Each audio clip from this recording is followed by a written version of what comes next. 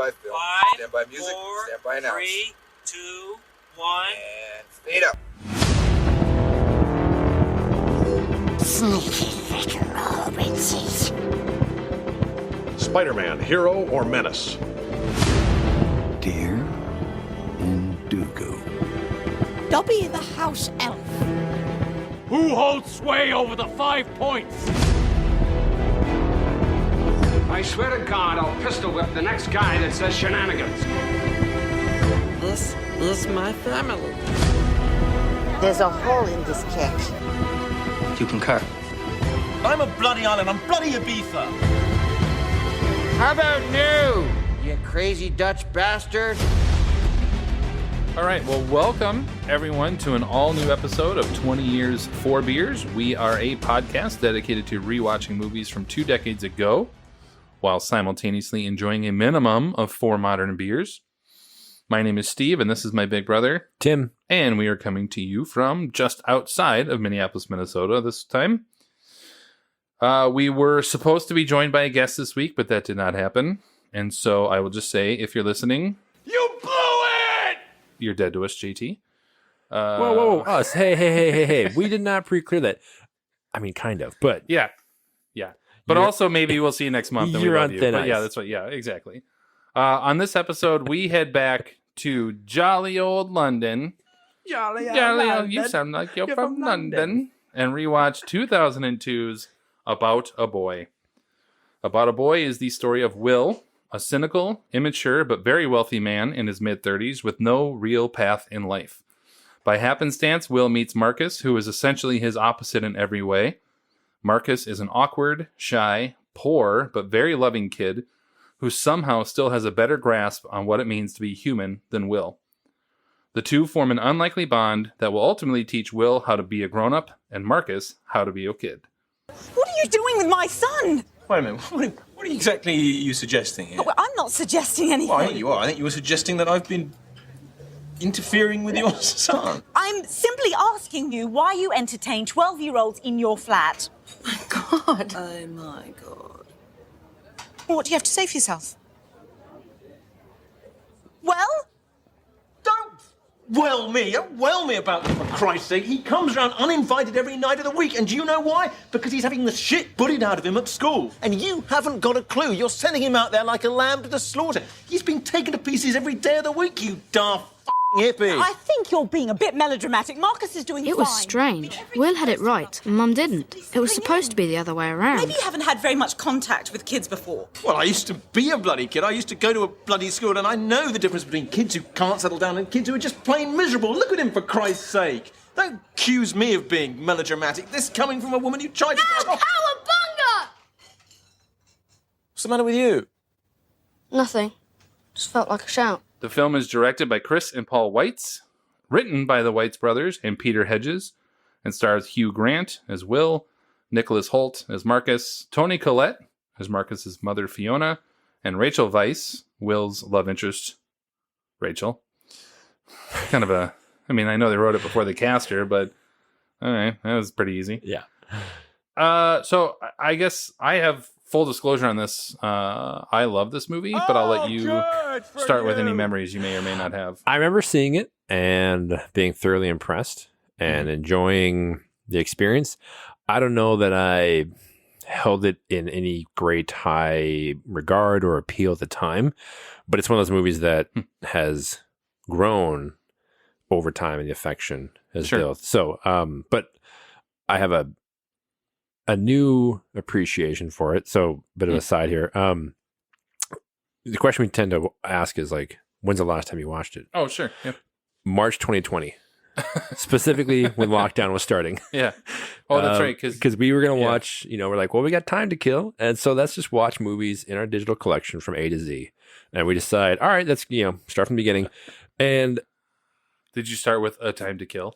No, I don't have that in my collection, but you don't realize that the numbered titled movies are at the beginning of the list. Yeah. The first 2 movies we started were 12 Monkeys and 28 Days Later, Sure. which when you're facing an uncertain amount of time in lockdown due to a once-in-a-century global pandemic, let's just say 2 movies about the post-apocalyptic downfall of society Sure. following an uncontained virus weren't the best options to start with. So thankfully, About a Boy was the first A that we got to right after those. It was third one in, and it has a special meaning now from 2 years ago. Oh, you were such a wonderful palate cleanser. Sure. This is so much better. So, yes, I now have come to thoroughly love this movie. Yeah. How about you? I mean, I definitely saw it. You know, I saw it when I was in school, and I was in school for youth ministry at the time, and so it was a modern or new example that I could like bring to what kids are experiencing nowadays. Like I went through it the first time around more from a kid perspective, because that was sort of what my thought process was, to the point where I wrote a paper on it, and my professor Mitch, he and I will still almost every year in November, on November the sodding 19th, he'll message me on Facebook, or like we'll put the video on there, because we just really connected over this movie back then, and kind of been a fun connection over the years. But I actually probably am, as much as I love this movie, it's been a while since I've watched it. I'm 5, 6, 7, 8 years probably right in there. I mean, it's been a while for me. Nice. So I'm not worried that it won't hold up. You know what I mean? Like, I'm pretty confident it will. But who knows? Maybe I'm in a bad mood today. Gotta get in the mood. We'll see. It is rainy and dreary outside. Thunderstormy, which is weird for March in Minnesota. All right, so our first segment, officially then, as usual, is Drinking Buddies. Come on, not my fucking beer. Where we present the 4 beers we will be drinking while rewatching our subject film. We refer to them as our buddies because they keep us warm on a cold night, just like a good buddy should. Love you wrote that out ahead of time. Yeah, man. Well, anyways, so we have a few regular beers. We have 3 sort of regular beers, and then Sorry, give me a second. Oh my God, I love that you wrote that. Oh, like they a are warm indeed blanket. Warm buddies. Oh Yes. God, just snuggle No, you're in. my buddy. Sorry. Okay, sorry. Speaking of buddies, JT, you could have been cuddling me right now. You blew it. You're fine, missing out. We have 3 regular beers, and Yes. I did bring back a couple from New York, and one of which is a strange brew that we'll have. So, Tim, what do we have for our buddies? We're starting out the evening with Weldworks out of Greeley, Colorado. Their double orange creamsicle milkshake IPA. It's got a really cool label, and the smell is wonderful. So there we go. I'll pour that out for you in a second here. Then we're moving on to, and I'm going to probably just butcher the name of this brewing. Yeah. I Unani. It's UNEANNEE. Yeah, I do feel like if we had my friend Kara here, she'd be, because I think it's very Frenchy. Bonjour tout le monde et bienvenue à 20 ans et 4 bières. So she'd probably be able to pronounce it no problem. Yeah, she's like, you idiots. Yeah, idiots. It's pronounced this. Unani. Yeah, whatever. Brewing company out of They're Niles. called Freedom Fries, Tim. That's right. Niles, Illinois. They're Le Soul 7 American Wild Ale fermented with mango. Then we have, thank you for bringing this back. I should have brought more. From New York. I'm like Schindler with beer. I could have brought one more. Could have brought one more. Just one more. Like Schindler with beer. You've done enough. Yeah. Think of the legacy. Lawson's Finest Liquids out of Waitsfield, Vermont. Their Hopzilla Double IPA. Oh, it's been too long. Good to see you, buddy. I'm excited for that. And then our strange brew that we're going to try, and I am super excited for this. Decadent Ales out of Mamaroneck, New York. Their Molten Lava Cake with their Imperial Stout brewed with maple syrup, caramelized sugar, Madagascar vanilla bean, which you think, okay, and cinnamon, record scratch, and chili pepper. I'm very curious to see. Yeah, we've had. Well, I don't know if we've had 1 or 2 with chili pepper in them. They can do a good job balancing the flavor, or they can dominate the flavor. Yeah. So we'll see. I'm very curious. Yeah. Fun fact: no Minnesota beers on. Right. It's the first time that we have, or this episode at least. So it's not. I don't know if it's the first time, because I think we've done some with like mostly San Diego. That's true. Usually we have one, but worked out in our favor. True. All right, so then our next segment is the social network. If you guys were the inventors of Facebook, you'd have invented Facebook. Where we take a look back at the critical and or fan reception from 20 years ago. My review is from Colin Kennedy of Empire Magazine. Go forth, young man. He praised Grant's performance, saying that he showcases consummate skill with occasionally modest material. Simply put, when Grant is on screen, the movie is a joy.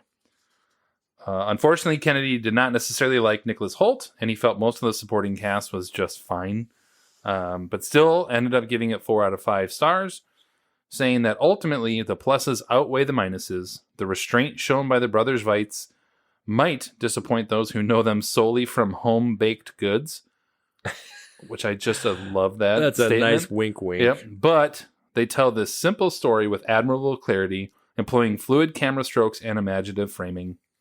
He did have one final note on his favorite part, which was Badly Drawn Boy's song-based score is a triumph. A musical meta-narrative adding character without threatening cohesion. I completely forgot that was the music choice in the movie. I've seen it so much, and I totally... Yeah, I love that album. Badly Drawn Boy. I love that album. So, oh my God. There you go. Good. Here's your beer, good sir. Danke. All right, the IMDb rating is 7.1 out of 10, which I guess I thought it was a bit low, but we'll see. Joe Morgenstern of Wall Street Journal said About a Boy is better than a feel-good movie. It's a feel-great movie. Genuinely clever, affecting when you least expect it to be, and funny from start to finish. J.R. Jones of Chicago Reader said few movies have made better use of Hugh Grant's shallow charm and amused befuddlement than this funny and well-paced adaptation. Big Man Roger Ebert gave it 3.5 out of 4 stars. Said the movie has been directed by the Weitz brothers, who directed American Pie, and who now give us a comedy of confidence and grace. They deserve some of the credit for showing how hard it is to do light romantic comedy. About a Boy is one of the year's most entertaining films because young Nicholas Hoult has a kind of appeal that cannot be faked, and because Grant is so good. We have all the action heroes and method script chewers we need right now, but the Cary Grant department is unfortunately understaffed. And Hugh Grant shows here that he is more than a star. He is a treasured resource. He pulled out Cary Grant. He pulled out the other British import with the same last name. Yes. That's a bit of a weak. That's fine. But for what he brings that in to another article, too, that was like, not since Cary Grant has Hugh Grant. But so I get all right. Yeah, it's good. And Academy Awards that year was up for one nomination for Best Adapted Screenplay by the Weitz brothers and Paul Hedges. Peter Hedges. Why did I say Paul? Sorry. That's one of the Weitz brothers is Paul. Yeah. All right, we are going to now take a pause and rewatch About a Boy. If you are so inclined, please watch along with us. I promise you will not be disappointed. Of course, if you don't, I will throw a clip or two, as usual, here for your listening pleasure. Directed by Chris and Paul Weitz, this is About a Boy. I mean, what is the point of your life? Bloody hell. Well, no, you're probably right. There's probably no point to my life, but thank you for bringing it up. Well, the reason we wanted you to come here today was, well, we wanted to ask you... How would you like to be Imogen's godfather? Seriously? Seriously. Mm-hmm. Well, listen, I'm really, really touched. But, you must be joking. I couldn't possibly think of a worse godfather for Imogen. You know what I'm like. I'll drop her on her head at her christening. I'll forget all her birthdays until her 18th when I'll take her out and get her drunk and possibly, let's face it, try and shag her. Well, no, I just thought you had hidden depths, Will. Oh, no. You've always had that wrong. I really am this shallow. Well, all right. So welcome back to 20 Years, 4 Beers, where we have just finished rewatching About a Boy. As usual, we jump right into our reaction segment that we call High Fidelity. Top 5 side ones, track ones. Where we discuss our top takeaways of any kind from rewatching the film. Tim, do you have anything you want to start with?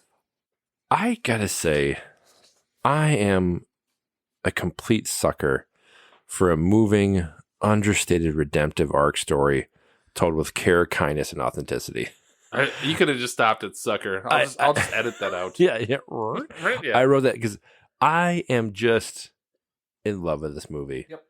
Having seen it under the circumstances, like I mentioned earlier, Yeah, 2 years of ago. course, yeah. Very different now with more of our critical, I guess I'd say.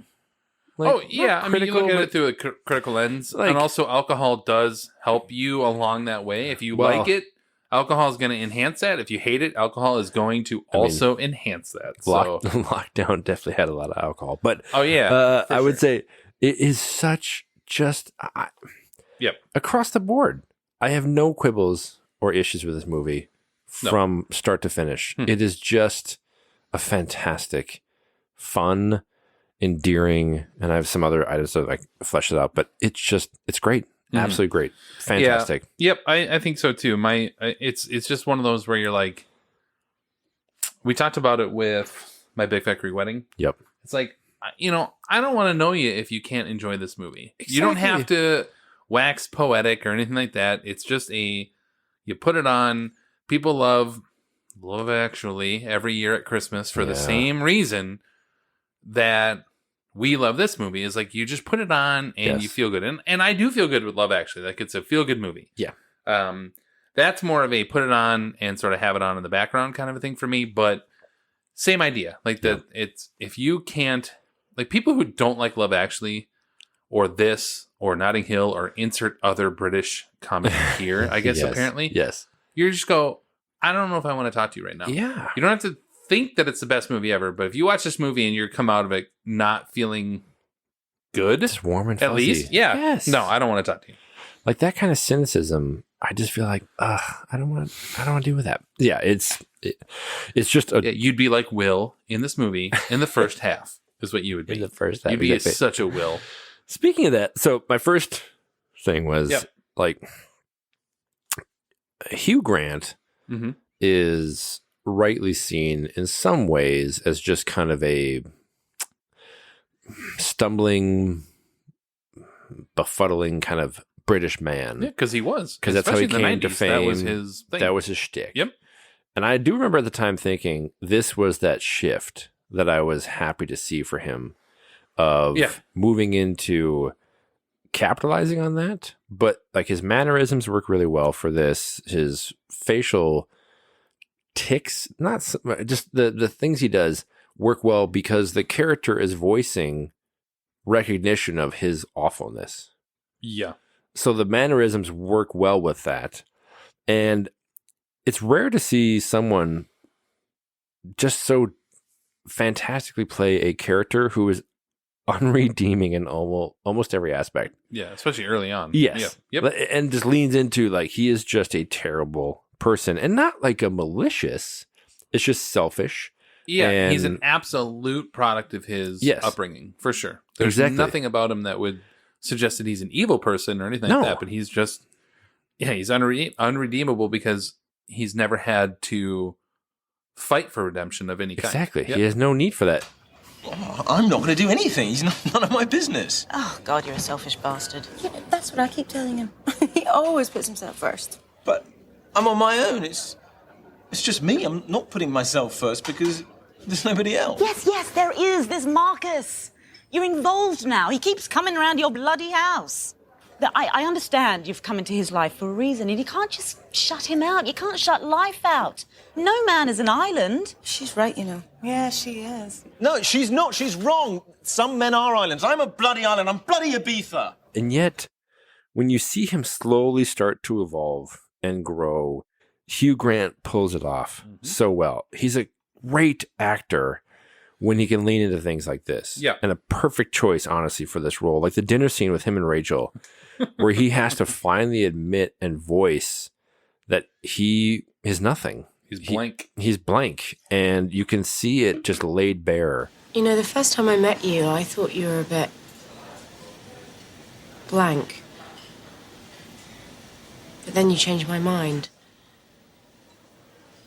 But maybe I was right. Rachel, listen. Yes?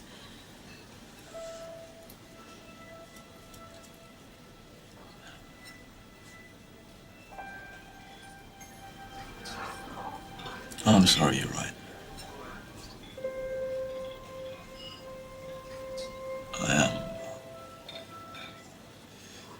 I'm blank. Yep. And it's so heartbreaking and wonderful for this guy that you've come to really like, because in many ways there's kind of this envious aspect of like, you got no job, you get paid money, you can hang around and do nothing. Man, that's incredible. And yet the silver lining is not there because it's all this, emptiness around it. And he just delivers with the humor and the pathos. And he's fantastic. Yeah, I had this kind of a similar thing, more in a sense of, I think Hugh Grant is a really great actor when he's right where he's supposed to be. Yeah. I don't think he has. I've seen many of his films. He does good in like Florence Foster Jenkins, obviously more recently. Sure. He did really good in that Hulu TV miniseries I'm blanking on now. Doesn't with Nicole Kidman. Anyway, it doesn't matter. HBO. Was it HBO? Yeah, sorry. He's a good actor, but he doesn't have huge range. Sure. Actually that was better range for him, but he doesn't have huge range. But this was a great movie in a sense of huge range. Yeah. Sorry. This was a good movie role for him to. It wasn't, it wasn't like Charlize Theron in Monster, or it wasn't this like jarringly huge turn and shift. It was just a minor shift. Like we're gonna take what you think I am, and we're gonna just move it a little bit this way so that going forward I can be viewed differently. Yes. And I think that worked. Yes. He's so good in it. I mean, everyone's really good in it, but he is really good in it. And there's about that halfway point where he asks the question of how's your mom or whatever, and he doesn't want to, but he feels like he has to. Yep. And then she confronts him at dinner, and Fiona does, and all of a sudden, all these things pile up, and suddenly he realizes, oh God, I care. Yes. Like he did not. Yes. Think, oh God, I did not. I didn't want this. I was doing this for my own selfish reason to not get busted. Yes. Oops. It turns out I actually care. And it was that great shift. And yeah, I agree. He is fantastic in this. It's just effortless with what he can do. Again, he is when he's in his wheelhouse zone. He's absolutely exactly what it is. Yes. Ultimately my first takeaway, I agree with my reviewer out of whatever it was, Empire. That soundtrack is perfection. Yeah. It's perfection. Yes. Like I had never heard of Badly Drawn Boy before this movie. Obviously I have this album. I own it or listened to it over the years or whatever. Oh, good for you. And he hasn't done much since in the terms of, he just released an album last year, I guess, in my research. Cool, good for him. But you're like, who is this person? I don't know. But this is perfect. The soundtrack is like, yes. The only thing I can think of that is on par with this is Amy Mann's music use in Magnolia. Right. You're just like, it is perfection. And so I've been dreaming of the things I learned about a boy who's bleeding. Celebrate to elevate. The joy is not the same without the pain. I believe he wrote this. He wrote all this stuff for the movie. Yeah. And when you think about Elliott Smith with Good Will Hunting, Amy Mann with Magnolia, at this time Bob Dylan had been nominated. He eventually won. And this year we talked about it with Spider-Man a little bit, where Paul Simon gets nominated for the Wild Thornberrys movie. But you're like, so Academy-wise, they have embraced indie artists. Alternative, yes, right. Exactly. In this particular year, Eminem won for Lose Yourself. Yes. So they obviously have embraced it. So the fact that nothing comes from this is a perfect soundtrack for the movie. Absolutely. Like, there is not a better... some other movies, like Juno has a really good soundtrack. Little Miss Sunshine has a really good soundtrack. Oh, yeah. But this was written for the movie. Yes. Like... And the recurring theme of it. That's why I say Amy Mann with Magnolia or Elliott Smith with Good Will Hunting. Yep. They wrote this stuff and these music for it. It's awesome. I love great. it. Yep. Yeah. The theme keeps on coming back, and we're humming it. And or the other one I had is Bjork, Dancer in the Dark. They embraced Bjork at the same time. That's But you can't embrace badly drawn boy on like this was on your radar. Obviously, you nominated it for adapted screenplay, but no, Bjork gets a nomination, but not.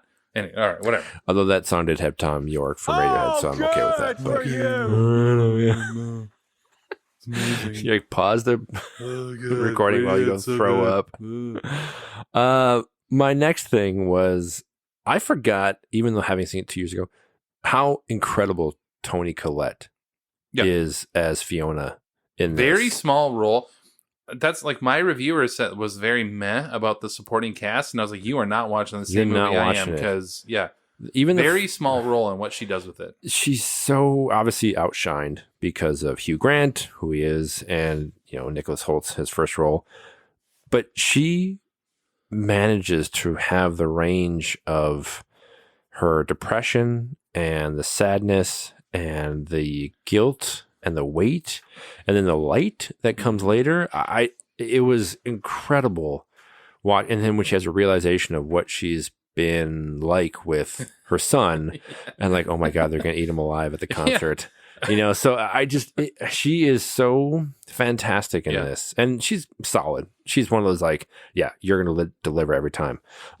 Speaking of Little Miss Sunshine, but I watching again, thinking she is so perfectly embodies that mother role, and I was floored by what she did. I think she's a good mother, but only in this sense of saying like you need. If you're going to have an actor or a female actor or whatever, however I'm supposed to describe it, is like, if you're going to have an actor come in and play a mother, who also suffers from depression, you don't want like the Susie character. Yes. You don't want that. Yes. You need somebody who is flawed, and Toni Collette does a really good job with that. My fifth point, but I'll bring it up now, really was this movie handles depression really well. Yes. Without it being, also does a good job of having some levity to it. Yeah. Which is actually an important way of coming out of depression and being able to recognize it. Like it's not something we can't talk about. Like we just can't talk about this. To the point where at the end, all she says to Will is, well, you showed up, didn't you? Well, I'm not attracted to you, right? Huh? What are you on about? No, what are you, nuts? All right, wrong word completely. But that's, something that we should, talk about a bit. This crying in the morning thing, this depression, let's get that fixed. That's what men think, isn't it? What? That unless you've got the answer, unless you can say, oh, I know this bloke in the Essex Road who could fix that, then there's no point bothering. No. Well, yeah, okay. I'd love to know the name of the bloke in the Essex Road, because I've got a feeling I'd be useless, but... Oh, well, you're not useless. You're here. And that matters. Right. Like it was... Yes. It was just... It handles everything from her depression, how that makes Marcus, him depressed, how that bleeds into Will's life, and he gets depressed. Like it's this weird... It does such a great job of depression when it's nowhere near the point of the movie. No. Like it's not. Yes. And yet they handled it really well. And Toni Collette does a good job of that. Just the emotion of randomly crying for no reason because you spilled what I assume is oat milk or some sort of soy milk of the cereal. Like she does such a good job embracing that without having narration explain why. There's no explanation of her depression. There's none. It's just she's so good in that. But off of that, my point was like there are very few movies that talk about depression in such an open way. Yes. Without it being melodramatic and soap opera-y. Like it's just glaring. It's a mental health thing. It's a mental health thing. No, this is like a woman who's trying to raise her kid and suffers from mental health issues at the same time. And they handled it really well. Her look that she gives to Marcus. So obviously when she tries to kill herself and then she survives that and then things are going okay. And then when he comes home and she is crying on the couch. Yeah. The look she gives him as far as this recognition of I know you know now what is going on is just incredible. Yeah. Absolutely incredible. Just nothing is said. It's just how she looks at him of, we're in this now and you know what's going on. And I know that you know. It's multi-layered and incredible just from that look. So, but I agree.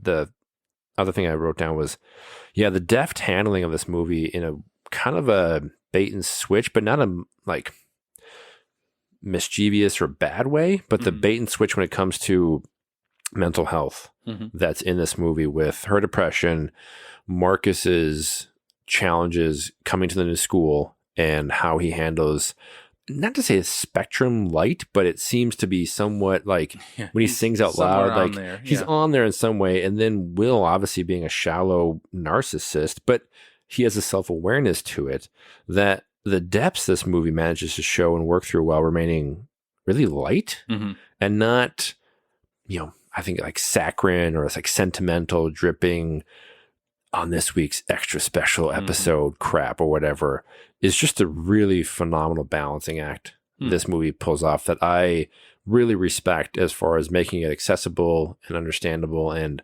in a way relatable that it's so incredible. I definitely agree with that. Of just saying, like, it's a touchy subject. And if you do depression wrong, it could have ruined everything. Yes. If you do that wrong. I mean, they could have ruined everything. It didn't matter how enjoyable the rest is. So it's a good balancing act. And I think, they rightfully so were nominated for an Oscar for this in a sense of being able to have that balancing act. It's not just the relationship between Will and Marcus. Like, it's just not that.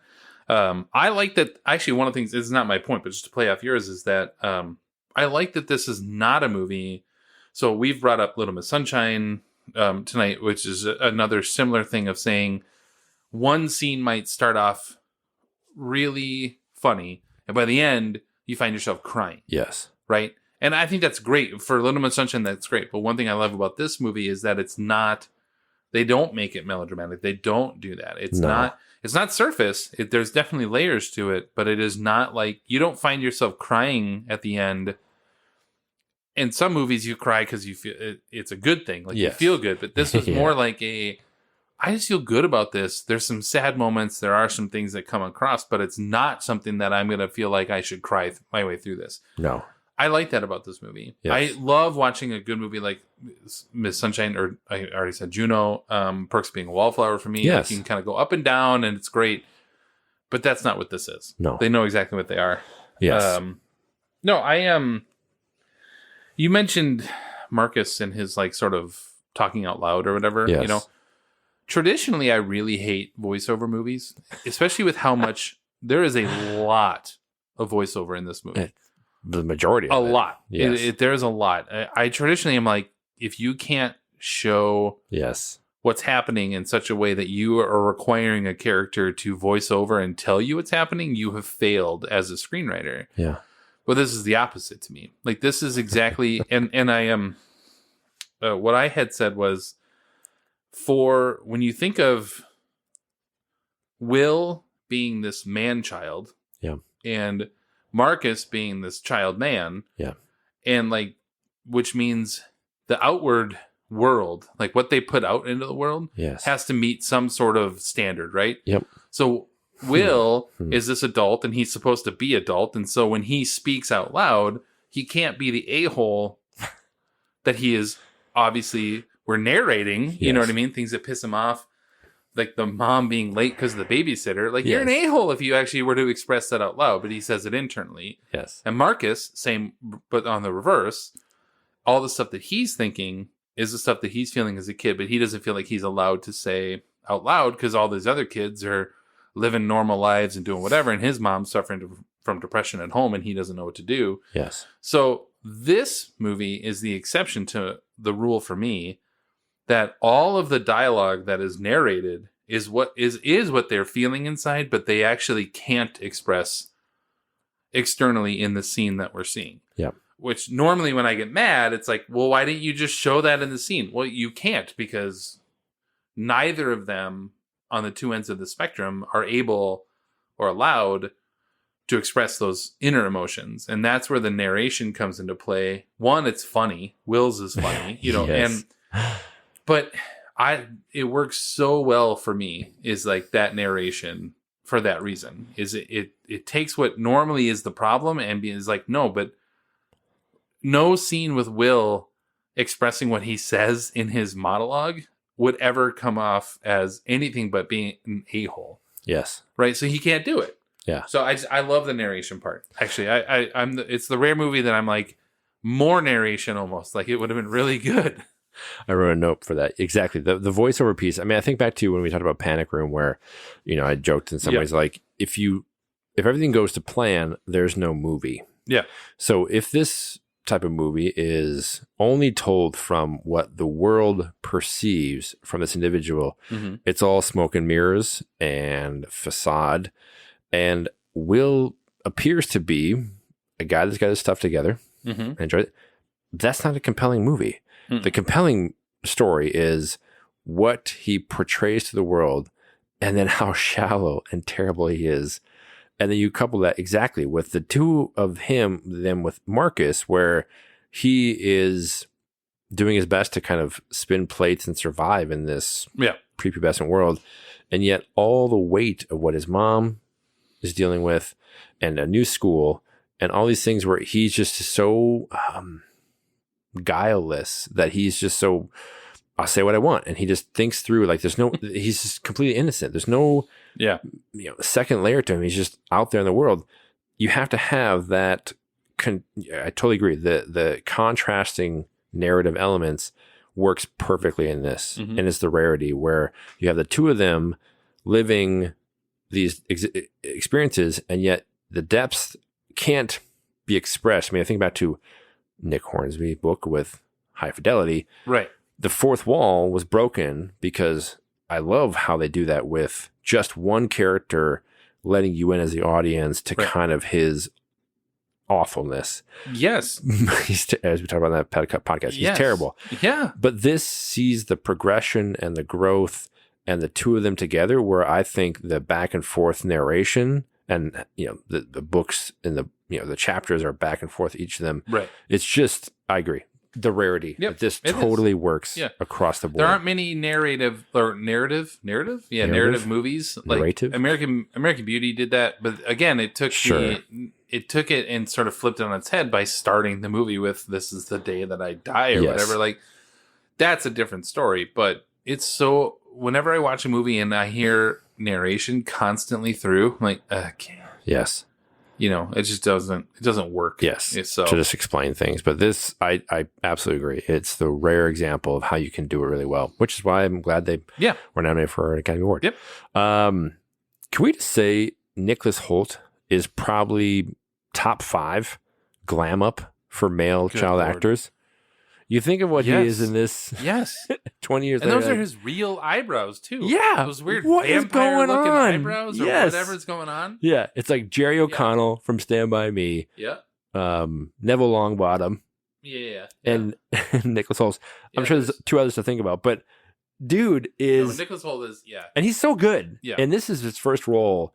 Handles In a that movie, awkwardness. He'd been on TV shows. Sure, but like his breakout role. Yep. And he's so fantastic and heartbreaking and endearing. But yes, when you look at him now, you're like, I'm sorry, what? Yeah, damn. Yes. I was like, how did that happen? Well done, sir. Well played. Yes. I mean, it helps when you're casting, you know, big roles in like action movies and stuff where you have to get ripped. But sure, you know, I mean, to his credit, he's also really good in Warm Bodies. He's not like a ripped actor. I mean, like that he is did good. just Yes. get he's good in like The Favorite and stuff like that too. So, He's fine. but yeah, he did.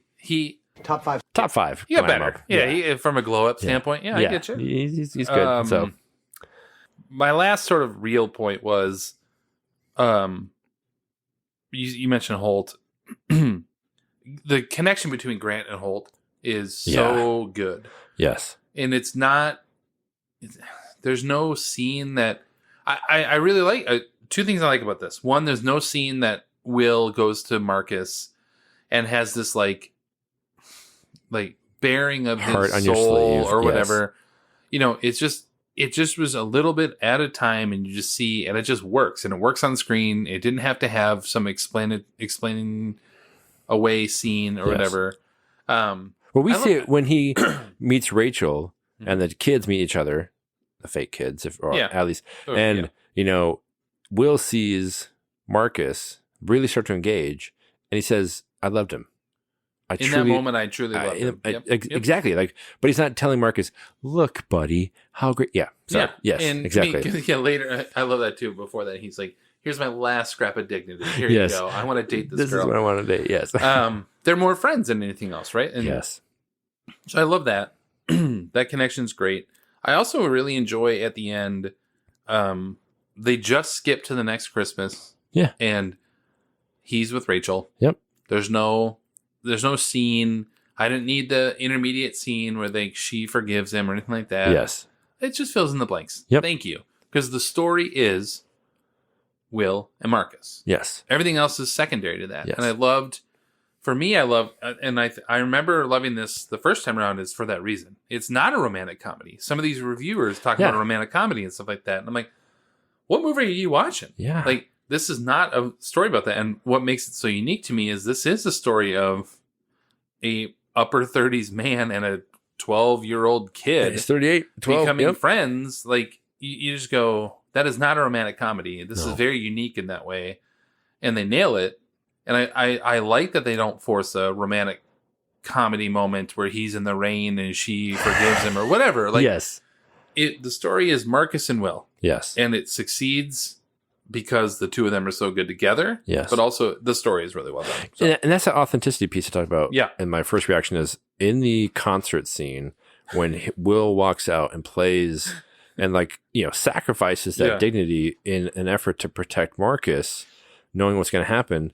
You don't have to have it expressed, but you can see Rachel watch that and say, okay, this guy has more depth than I thought. And he's not blank. Exactly. And this is that forgiveness that is somewhat cheesily expressed in other movies in different ways of that, seeing the rain or whatever it is, but it's shown, but not talked about. Yeah. So then when a year later comes about, it just makes sense. Right. That this was that piece where he realizes what he can do with Marcus and have that connection.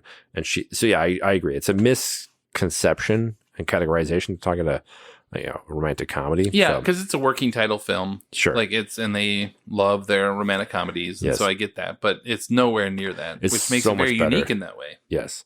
I have a general question in some ways, but it's specific to this. But like we talked about when we were watching it, I had never read the book before.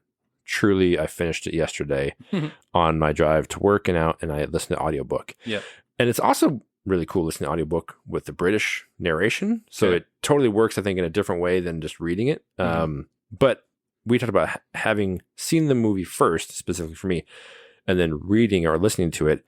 You have the pictures already, and so it works with that. But the adaptation of this is just fantastic. Right. Where they take the main beats, but they add so much more than what the book has. And the, overarching and the kind of even some of the beat for beat wording is the same. But it's my question is from an adaptation standpoint to Academy Awards. We're going to talk about Schmidt in a bit. Yep. Where that wasn't up for anything. No. Yeah. Because it was, as I understand it, an incredibly loose interpretation of the book that came before. But this was. So my thing is, do the Academy Awards nominate for best beat for beat adaptation where you've done a good job of adapting it, or is you've done a good job of adapting it into a competent, well-made movie? Does that make sense? Yeah. Typically what I always see is that they end up nominating great screenplays that just so happen to be based on something else. It has nothing to do previously with released They material. haven't read the previously who's going to read material, this? right? Like we have been gushing about West Side Story. Yes. And the fact that West Side Story is not nominated for adapted screenplay, right, by Kushner. And I know there's some other really good ones out there this year, but you do kind of wonder, what's your barometer? What are we doing here? And I think more often than not, it just turns into it's random. It's a screenplay. Yeah, it's a screenplay. It's really good. It happens to be Ghost World was up for adapted screenplay that year. 2001. Yeah. And that was a fine movie, but it was one of the early graphic novel adaptations. I think that's why they liked it so much. Yes. This one, I just think not this one, but About Schmidt fell through the cracks. It just so happened that it was nominated on it was adapted curious, from like, a previous, and they can't source material because it's not original. So it doesn't matter. True. So it's like, yeah, you have a great screenplay, but now there are 6 really great screenplays based on an adaptation. So now you have to pick 5 of those 6. Yeah. So I don't think they really care about the original unless they happen to have watched the original movie. Sure. More often than not, it's like they're not going to read the book. Yeah. These lazy asses don't read books. They barely have time. They barely watch the movies, They barely right? watch the damn movies. That's the problem, right? With the Oscars. So they're obviously not reading the books that they're based on, let alone the About Schmidt book. Like, there's no way that's happening. So I was curious because for what it's worth, it's a incredible adaptation. Yeah, no, I from agree. The source material. I agree. Yes. Especially considering, because it's about, almost 10 years later. Well, 10 years from when 10 he years, wrote it. basically. So the world is just different, and they put it in the more modern times at the time. At the time of 2002 when they made this or whatever. Yep. Yeah, I mean, it is a good adaptation though. I would venture to say it's probably the best. You think it's the best Nick Hornsby adaptation? Absolutely. I mean, and I adore. There's been many. Like High Fidelity is really good, but I just this and I guess I should say I haven't read the. This is the only book I've read. Oh, High Fidelity is. But yeah, if you think what's his name? Whatever, Cusack. Yeah, Cusack. You think he's an a-hole in the movie? Yeah, he is an unredeeming a-hole in the that book. must be worse. So the last point I had, again, kind of your random point a little bit here was, are there different movie ratings in London versus America? Because when British movies get made, right, there's always like, I know there's like sodding and bugger off and things like that are alternatives to swear words, or maybe they are swear words. Yep. But I'm always like, in America, we have no problem using that language in a PG-13 movie. Yep. I'm like, is this R in in London, like where the slang is like more understood? I don't know. I also don't want to research it, but I'm just like, there's a lot of slang swear words in British films that get made in America. Yeah. And I feel like they're doing it to get around the ratings. It could be. Because it's totally okay to talk about like bloody, bugger off, sod off, whatever it is, like you wanker, like like all that stuff is in there. Like no PG-13 movies, but you masturbator, like they're not gonna get like. But if you call him a wanker, it's okay. That's acceptable. Yes, exactly. Like, wanker. Yeah, I don't understand. Because this is a PG-13 movie, I believe, right? And yes, it is. PG-13. Yeah. 2 F-bombs and you're an R. Yeah, as long as you get 1, maybe 2 if you're lucky, but otherwise it's an R-rated. Yeah, I like that. So we are going to move on to our beer reaction segment that we call Drinking Buddies the sequel. Let's get weird. This is where we remind you of our beers and provide you with our better than yours reviews. Tim's going to walk us through once again. We actually ended up with 4 during the movie, and now, as you just heard, Tim has cracked open our Strange Brew, and he will walk through all 4 in a moment. Dun, dun, dun. First one we started with was Weldworks Brewing out of Greeley, Colorado. They're a double orange creamsicle milkshake IPA. Sorry, I'm pouring this beer and it's not as equal as I thought it was. Yeah, you're fine. It was pretty empty. Anyway, it was really good. Oh, that first one, creamsicle? Yeah, the creamsicle milkshake. It's like 4.25 for me. I like ones like this where the vanilla and the orange and everything together, and lactose certainly. It didn't ever taste like a fake flavor. Nope. Or feeling like it's just kind of I don't know, industrial or whatever. It was really good, really clean flavor. I liked it. I had a 4.5. This is the closest thing that I've had to anything rivaling. Yeah. The Rather Ripped out of. Sure. It's the only one. And, True. And I have 4.5 to 4.75 on Rather Ripped, so I'm kind of like, I think 4.25 is almost too low for me if on the scale on sure Untapped. So I'm kind of right in that 4.25, 4.5 range of just, this was really good. I'm glad I bought a 4-pack. Yep. And like, this is one of those, because Bad Habit doesn't distribute 4-packs. I'm kind of like, well, if I can get this one on a semi-regular basis, it's a good alternative. I love it. Yeah, 4.25, 4.5 was really good. It's good. Yeah, it was good. And then we had whatever Un Ane. Yeah. What's the can? Let me see it again. It's UNEANNEE with the thing on top. It's not an umlaut. It's kind of like no, it's not an umlaut. No, that's but it's whatever an accent. Yeah, the Frenchy apostrophe. Yes. The sassy apostrophe. Yeah, Una Ane or something like Yeah, that. Una Ane. They're American wild ale fermented with mango. Yeah. Man, tart AF. Yep. First thing we like, ooh, sour. 4.25 Yeah. for me. I don't know that I would say I caught much of the mango. And maybe if I had a comparison like the peach or pomegranate you talked about, but it was a fantastic sour where it really had some tart. And the mango wasn't not there, but it wasn't there, if that makes sense. No, yeah, there was a flavor of some kind, but it wasn't necessarily aggressively mango. Like it was very tart. Yeah. I had a 4 out of 5, and largely because it's not, I can't drink a 16 ouncer. Oh, no, and, exactly. And that's my problem. You get Knox. It's demerits, as Brits say. Yes. You get demerits. I was just saying, like, it is too much for one person to have. Yeah, the tall boys are impossible. And so I'm like, you get a little bit of a knock on there. I'm just saying, release this in a 4-pack of 12 ounces would have been fine. That's fine. Now, if this was a 2-pack of 16 ounces, that's fine. And I knew we were sharing it. So that's, and I've shared the peach with a friend as well. But you just go, that's a bit of a knock. So it did, but the quality of the beer is good.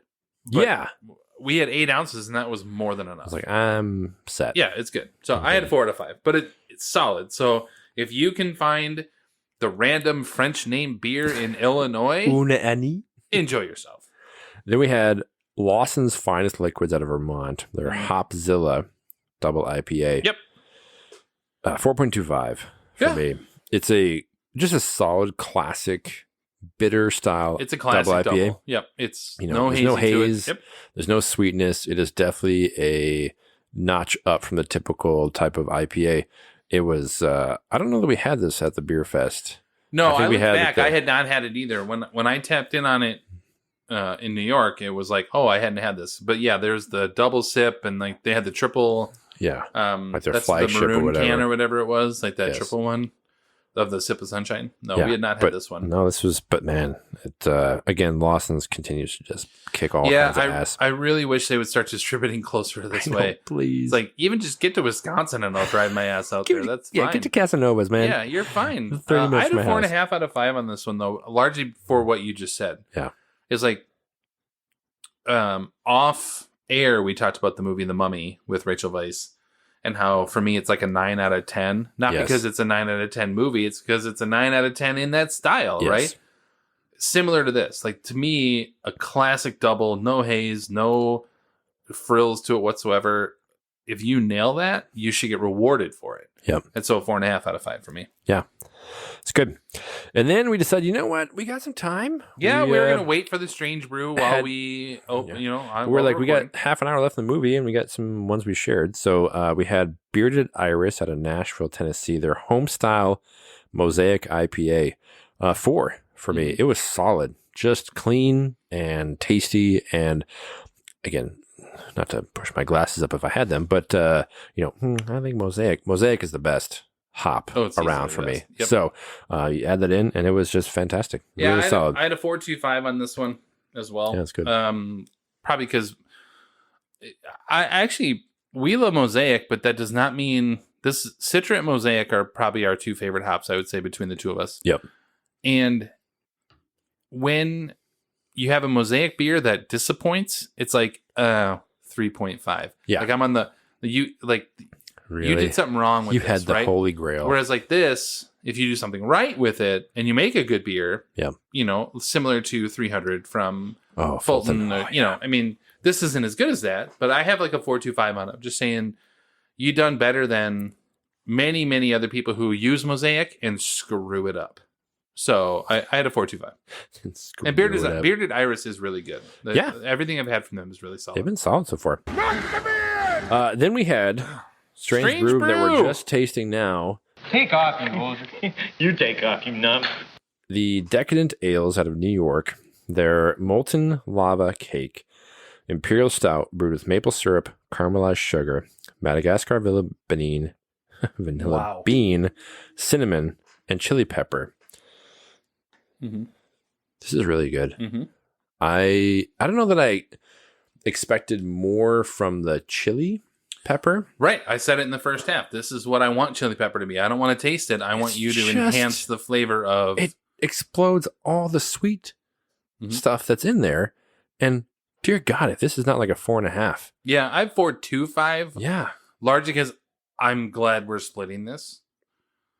Very same much so. reason. So if I'm going to knock that sour for the same reason, I'm going to kind of knock this too. Sure. Like, yeah. Oh God. This is too much. I mean, it is decadent. It is, and but it is good because I've had some decadent stuff that I'm like, meh, you know. And in About Schmidt, we'll talk about Clown Shoes Brewing too. Similar thing where you're like, you've done some okay stuff, but decadent's the same way. But there is no chili powder from a flavors from a spice standpoint. No, it just brings out the flavor, and that's what I liked about it.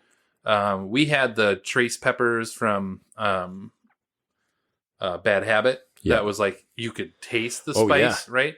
Yeah, and I had another one. You could like feel it in your chest. Yes, I had another one from Badger Hill in Shakopee here in Minnesota. That same thing. Like it had spice, but it was more to enhance the flavor, and it was really good. But most of the time, if I see chili pepper, they fail horribly on it. Yes, this was like no. It brought out the vanilla. It's got a nice weird balance to the whole flavor. I'm amazed by it in terms of like syrup, sugar, vanilla, and cinnamon, and the chili pepper. I can actually now feel it a little bit in my throat. Sure. Oh yeah, but not really. Okay. Yeah. Please don't edit that. Oh, I'm gonna clip that. Yeah, it's gonna be my ringtone. God, yeah, I can feel to the back of my throat. I feel the heat in my throat. Yeah. Oh yeah. It's subtle, but not like a. Oh my God, this is really like burning. It's just now that I'm having more and more. Yeah, it's a fantastic. That's what it's balance. for. Yeah, they did a good job. I'm very glad we had that one. Yeah, it was a good Strange Brew. Well, excuse me. So we come now to our final segment, which is Quiz Show. The exciting quiz program, 21. Where we search for trivia surrounding our subject film and try to stump the other. I do have a couple. I found myself having a hard time with trivia on this one. Yeah. A little bit. So I'd be kind of curious if we have similar ones. I do have a couple. I don't even know which one to necessarily start with. Do you have any? I have 3. Okay, go ahead. But start with one. Maybe we overlap. That's fine. I did have a similar type of like, we know so much about this, whatever. Co-writing, directing brothers Paul and Chris Weitz rose to fame. That's a good directorial choice. Rose to fame with their directorial debut, 1999's American Pie. Sure. However, their big break came as co-writers on what 1998 animated film starring Woody Allen, which was DreamWorks Pictures' first animated film. Ants. Nice. Yeah, it's like... Although the movie's better than I thought it was at the time. Yeah. Largely because Bug's Life is so much better than exactly. the movie. It's no Bug's Life, but for the kind of, Armageddon and Deep Impact type of bug movies coming out roughly the same time, it's fine. But or what was it, Volcano and Dante's Peak? Yes, exactly. All these synchronicity things. But yeah, they got their start in It's Ants. a weird little stretch for them, though, to go from Ants to American Pie to this movie. And you're like, okay, there you go. It's kind of crazy. I think it's some kind of obscure ones, I think.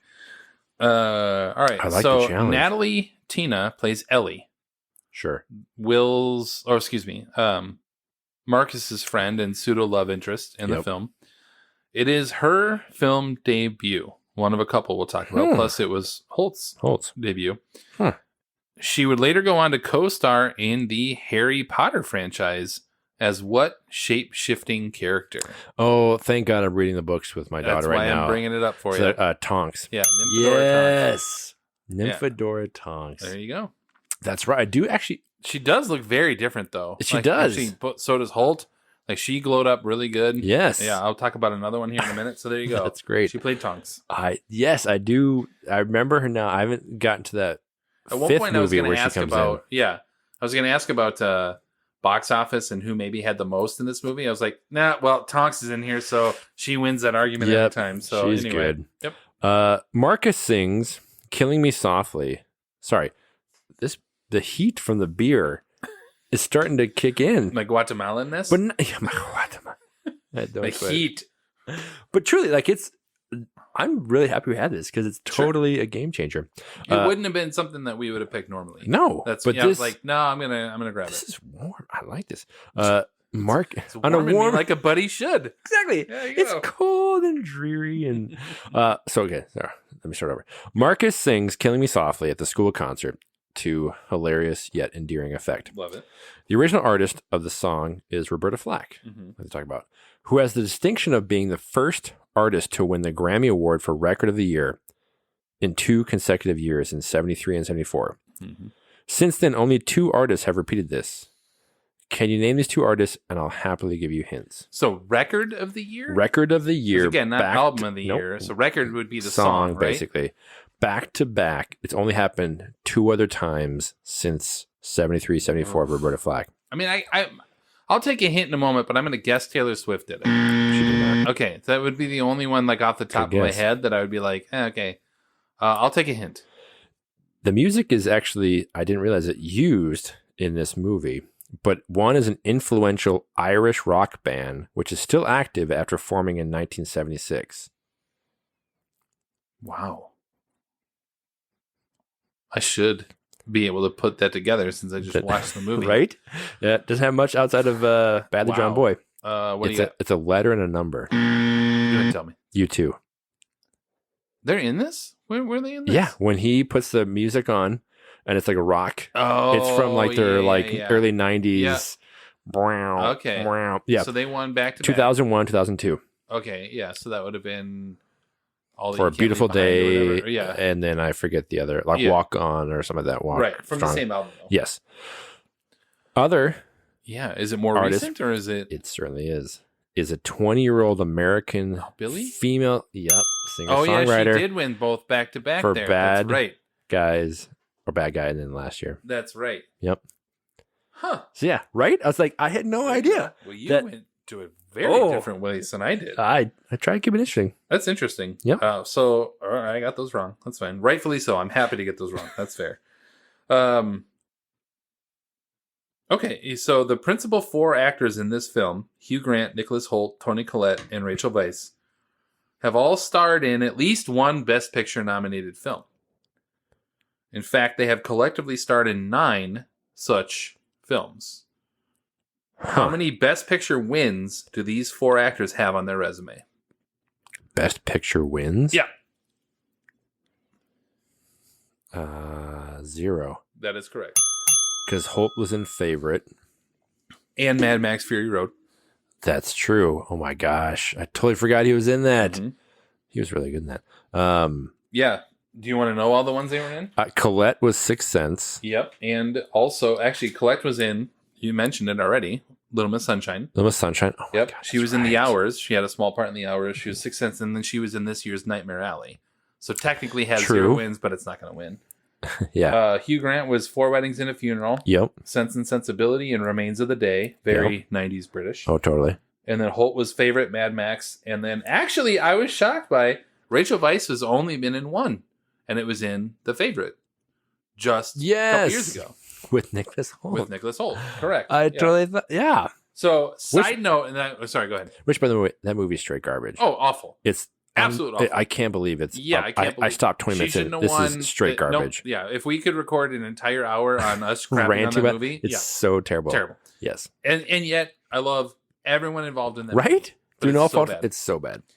Fun fact, though, there Ooh. is an actor in this film who was in a Best Picture winner. But you will not know them, so I will just tell you. Please tell me. It is Rosalind Knight, who plays Lindsay's mom with the great line of, "Are we having duck?"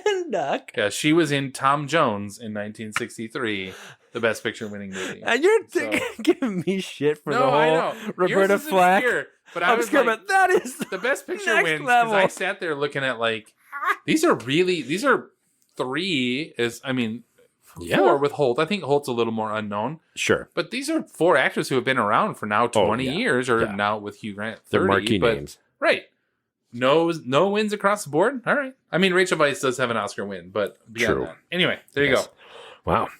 The title of the film and the novel on which it's based is an allusion to the song About a Girl. Oh, dang. I was going to be like, About a Girl. Yeah, okay. Written by a band which features predominantly in the 1993 set book. Mm-hmm. What influential grunge band is responsible for the title of the book and film? Nirvana. There you go. Right. Yeah, when you were talking about the movie, like Kurt Cobain, like, dang it. You're gonna once you realized I had read the book, I think that probably was a dead giveaway. That's why I put it to the third of the trivia. So good job. Well done. All right, last one for you. This is actually the one only because I love this. About a Boy is also the film debut for Chris Webster as one of Ellie's little friends, like sort of hanging around in the background or whatever. Sure. And he is the one at the end who said, "You're rubbish." Like he yells, "You're rubbish" at Hugh Grant. Right next to her. Webster would eventually go on to be in Turn, Washington Spies on AMC, a terrific show, actually. That's great. It's good. And also recently starred in what wonderful new drama on Amazon Prime Video? Reacher. Correct. Yes. He played KJ, the mayor's son. Oh my God. Yeah. And if I bring it up, I will show you the picture. And you'll be like, that's a chubby 15-year-old version of that kid. That is. Yeah. With the shaved head. Yep. With the kid. Yeah. It's the main sort of antagonist in that. But yeah. If for any reason, listeners, you haven't watched Reacher on Amazon Prime, it's fantastic. Yep. Nice. That's a deep, I know. topical cut. I was looking on well IMDb done. Like, what is he doing in this? Speaking of also glow-ups. Yeah. Wow.